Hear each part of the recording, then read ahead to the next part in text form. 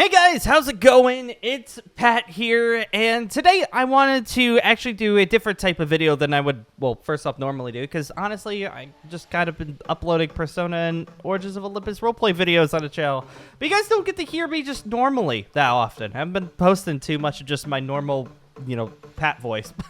So I wanted to make this video to, well, first off, show off our brand new skins and, show off our boy Inpu over here. He's gone through a lot in the past couple of weeks, especially, well, since last episode. I mean, you got the brand new skin, you got the fancy tails, you got the giant ears and the purple eyes.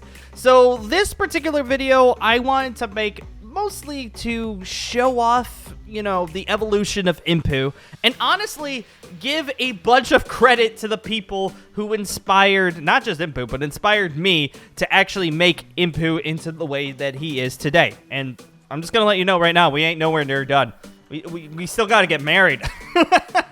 It's still a lot going on right now. So I wanted to make this one just to commemorate everybody who did help out, because also, this is a reminder to you guys out there that are just watching, that the people that, just watch the videos, comment on below, you have no idea how much you influence our roleplays. You have no idea. The amount of influence I've literally taken from your guys, taking your guys' feedback, ideas to make the series the way it is, you literally help me out so much. So I just wanted to say thank you, because without you guys, Inpu would not be this cool.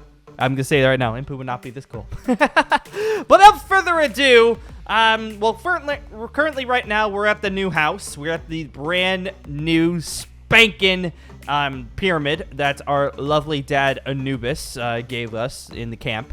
If your people are curious, you have the Asian camps right there. Some people are like, is this actually at camp? Yeah, it's at camp. It's just over there. My render distance was just really, really small at the time. But I wanted to show off something to you guys here. And now look up top. Welcome to the Hall of Inpu, currently behind me. Oh my god. If I was Brian, I'd be probably freaking out at the moment. This is literally Brian's heaven. So this is the evolution of how Inpu has changed throughout the entire series. So I want to give credit to the people who made these skins, to the people who designed Inpu to begin with, and honestly, give off a little bit of feedback as to why Inpu is becoming this way. So, first off, I guess we'll show off the beginning of Inpu, when we first saw this bean. As you can probably see right now, the skin made, it kind of is a little bit messed up. Ignore how it is all messed up top here. You see how there's lines up here.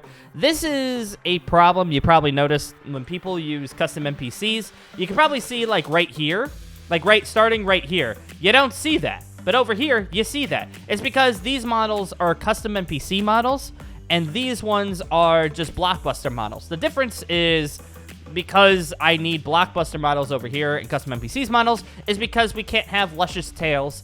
We can't have the little tiny little Inpu tail on blockbuster. Blockbuster doesn't like these tails, so I have to make custom NPCs, which unfortunately it reveals these black marks across the hairs and stuff. So just ignore that, okay? First off, the regular Inpu skin, the first ever Inpu skin that we all saw, that we fell in love with to begin with, first was made by my friend Kyle, which is his username on Twitter is FTW. FTW. Oh my god, Kyle, what is your freaking username on Twitter? I'll pop it up on freaking on the screen so you guys can see it. But he was the initial design for Inpu. He designed his first clothing the way that he looks, and the skin was made by Bree, or Moon Dust Bree. You guys already know a lot about Bree. I mean, she's basically over at the Polynesian camp with Austin, Sika, and Colin. You probably guys know a lot about Bree. The ears on top are actually from Marshy. I'm not sure exactly who made these particular ears, but Marshy gave these to me because she was planning on using them for Magnus, and I was like, well, I need to commission ears too, because I want cool ears like that. She's like, do you just want them? I'm like, sure, I'll take them. So that's where the ears come from. Next up, we got the ball skin. I kind of missed the skin. It's kind of sad that the skin was only shown off for a few episodes. But this ball skin was actually, you can see that the face here is still Bree skin.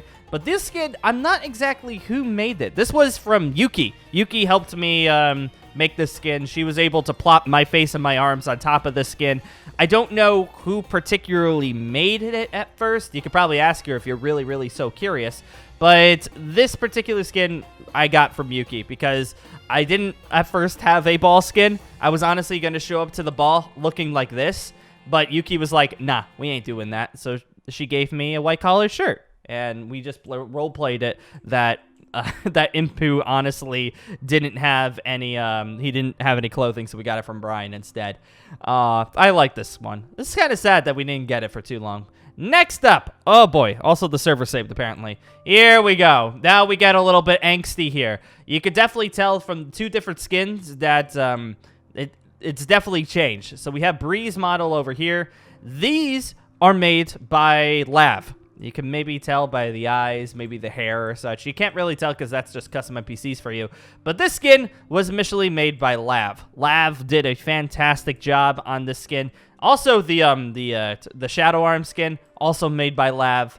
These skins are just absolutely beautiful, absolutely gorgeous. And I freaking love how he did it. I mean, it's kind of sad that we didn't get to have our right arm for pretty much a good chunk of the series. You don't know how weird it is for me to go into skin customization and put left-handed. It's freaking weird. I don't like it. And I had to do that for a month. I didn't like that at all. Thank God I'm able to go back over to this hand. It's so wonky playing with left-handed. It feels wrong on Minecraft. It feels wrong. But, yeah, so Lav made this one. Thank you to Lav for making the design of it, making the skin to it.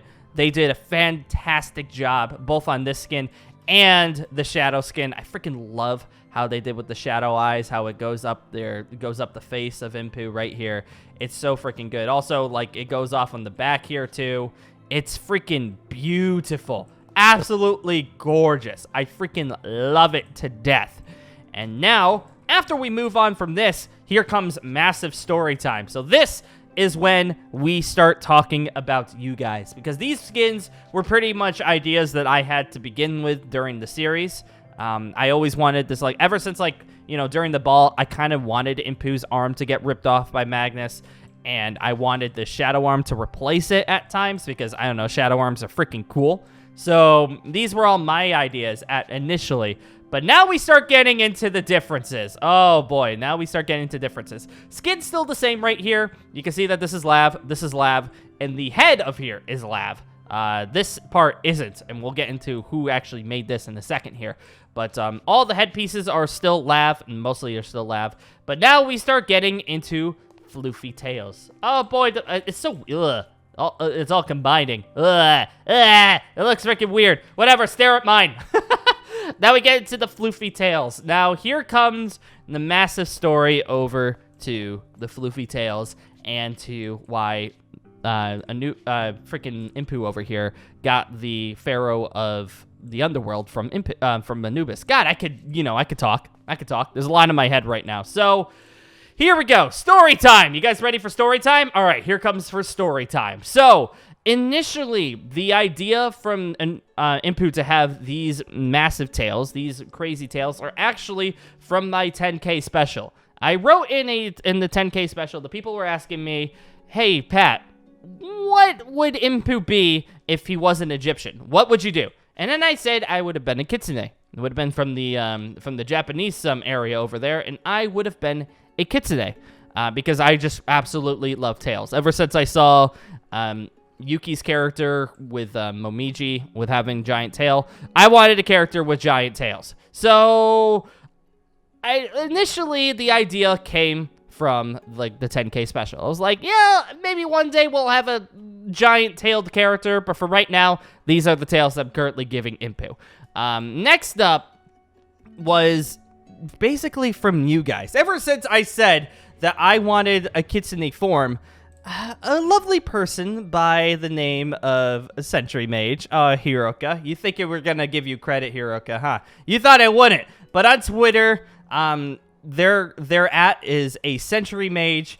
They decided to make its kitsune-looking skin for Inpu, Magnus, Brian, and I think Bree now. There's a lot of different skins. So the initial designs were from a Sentry Mage on Twitter. The tails are a little bit different. There's a little bit different variations on the skin than what you see there. But the initial idea is coming from this particular page, this particular concept art. Which, by the way, I asked for permission right off the bat, and I was like, hey, this is actually a really, really good idea. Would it be okay if I were able to incorporate in the series? And they're like, yeah, totally, just give credit. And I'm like, I'm giving you massive credit. Go support the Bean. Go follow them on Twitter. Make sure you send them lots of love, because holy crap, they made a freaking kick-ass design, okay? It's freaking beautiful. Now, the next part of it is we got through the tails. Now, what is going on with... Oh, by the way, the tails are made by a model commission artist named Devin on Discord. They've been making models for Mitch for a while. If you watch my Persona series, they are the ones that made the instrument models as well. And they've made a few models here and there for Mitch on different other series. So, you've seen their models. It's just, this is the first time I think they've ever made tails, and it looks beautiful. I absolutely love how they look and stuff like that. Now, on to why Inpu is currently the Pharaoh of the Underworld. Well, we've got two people here. Two people that honestly made fan art that I got heavily inspired by. And those two are from Phoenix and freaking DJ Murphy. You guys are absolutely fantastic with your arts. I absolutely love all your art. So thank you so much. By the way, for everybody who has made art in the past, fan art, thank you so much. I love all of them. I try my best to look at every single one of them and retweet and like them, because they all deserve love, and I thank you so much for them. But these particular pictures really stood out for me. So you can see both of them made God of the Underworld or God of the Dead type skins for Inpu, which you can see that now these don't have the kitsune forms on them, but the initial idea of Inpu becoming the Pharaoh of the Underworld came from these ideas. I thought it was a fantastic idea. And the fact that Anubis literally was just kind of there, you knew that there was some bad blood between Inpu, Magnus, and Anubis, and I wanted to make it up to seem like Anubis wasn't actually that much of a bad guy. He's just, you know, misunderstood. So these ideas I got from them, and then the rest is history. I decided to make an idea of Inpu and Magnus becoming pharaohs of the underworld. Actually, it was supposed to be only Inpu becoming Pharaoh of the Underworld, but after seeing the tails, Marshy was like, get me on that. So she took the tails and made them purple tips. So the initial idea was just Inpu becoming the Pharaoh, but then I was like, you know what? Let's have some sibling love and make Magnus a Pharaoh of the Underworld as well. So we have that. Now, last but not least, I just wanted to show off one more thing, which is the final skin here. The skin that I'm currently rocking right now. It's made by another artist that I personally have not talked to. And their name is... I have to actually alt-tab to make sure I get this. Their name is Soon Peppermint on Twitter. They were the ones who made this skin. Soon Peppermint is a commission artist from Yuki's crew. As you can see from their description on Twitter, they're initially from Yuki's crew. And Yuki commissioned this skin, this particular skin, as kind of like a gift, to be quite honest. Like, initially I didn't think that this was going to be that much of an idea, and then Yuki was like, nah, I'm freaking going to commission that, and you are going to make it. I'm like, what? Okay. So one day, I all of a sudden got this skin, which I have a couple variations of it, which I'm not sure if you will see. I know that there's a one-armed version as well that I'm not presenting right now, but there is a one-armed version of the skin, and... I have to thank Yuki so much for commissioning that. Once again, I have to thank Sentry Mage for just giving off the idea to begin with, because holy crap, your idea is so freaking good. Oh my god, I absolutely love the kitsune forms. They look beautiful. And I just wanted to, once again, tell you guys that you have absolutely no idea how much you inspire us. I was going to say right now, you have no idea how much you guys inspire us when it comes to... plot discussions, when it comes to skin looks, when it comes to relationships of characters. There are so many ideas that you guys have given us that you don't even realize until it happens. And I just want to say thank you guys so much for that. And honestly, don't stop, because your ideas are so much better than I could provide.